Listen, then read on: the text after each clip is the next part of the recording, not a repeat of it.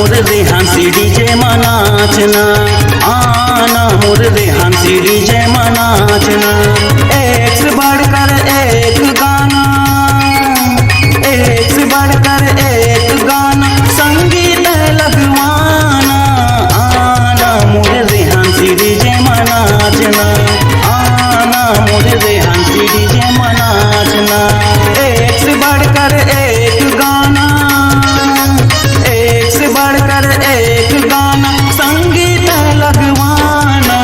आना मुर्दे हंसी डीजे मनाचना, आना मुर्दे हंसी डीजे मनाचना।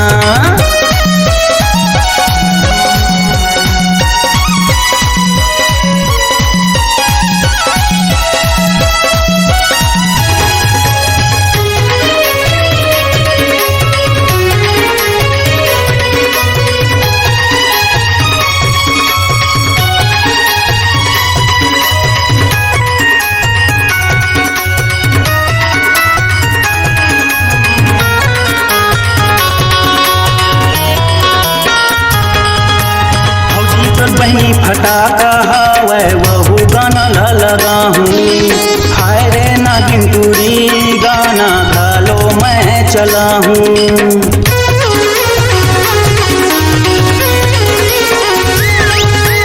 भौजी तोर बहनी फटाका हवै वहू गाना लगा हूँ। हाय रे नागिन टूरी गाना घालो मैं चला हूँ। एक से बढ़कर एक गाना, एक से बढ़कर एक गाना, संगीत लगवाना। आना मुर्दे हंसी डीजे मनाचना, आना मुर्दे हंसी डीजे मनाचना।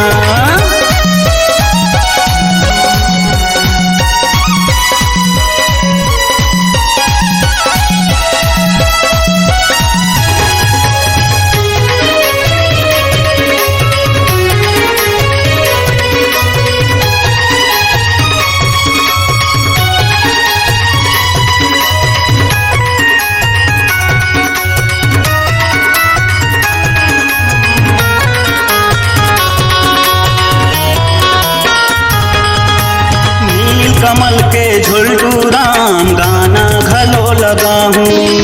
दिलीप सारंगी के ओडिया चाल घालो मैं चला हूँ।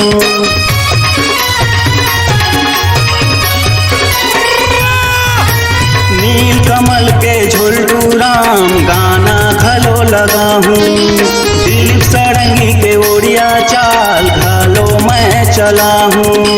एक से बढ़कर एक गाना, एक से बढ़कर एक गाना, संगीत लगवाना। आना मुर्दे हंसी डीजे मनाचना, आना मुर्दे हंसी डीजे मनाचना।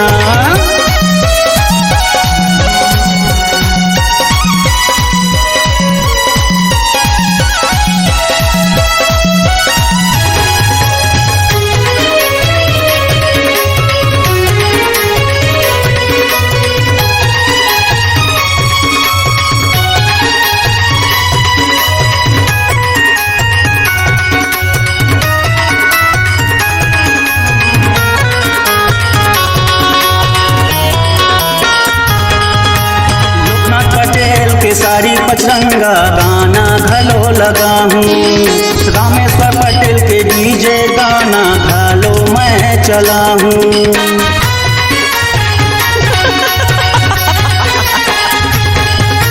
लोकनाथ पटेल के सारी पचरंगा गाना घलो लगा हूँ।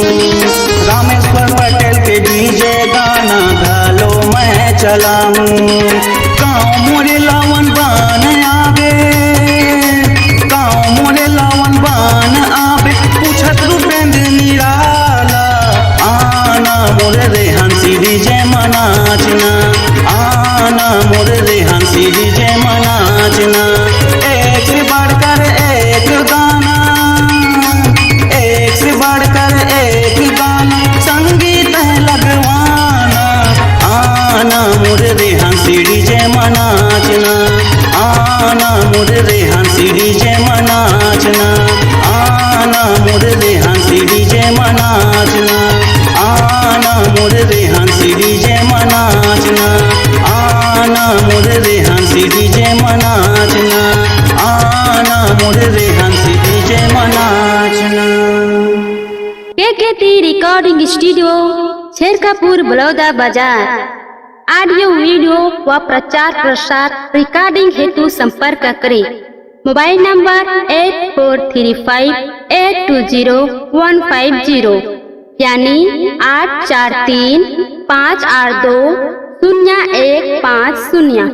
छत्तीसगढ़ी वीडियो देखने के लिए हमारे चैनल को लाइक व सब्सक्राइब करें ताकि हमारे वीडियो पहुंचे आपके पास सबसे पहले। बेल आइकन को क्लिक करना ना भूलें।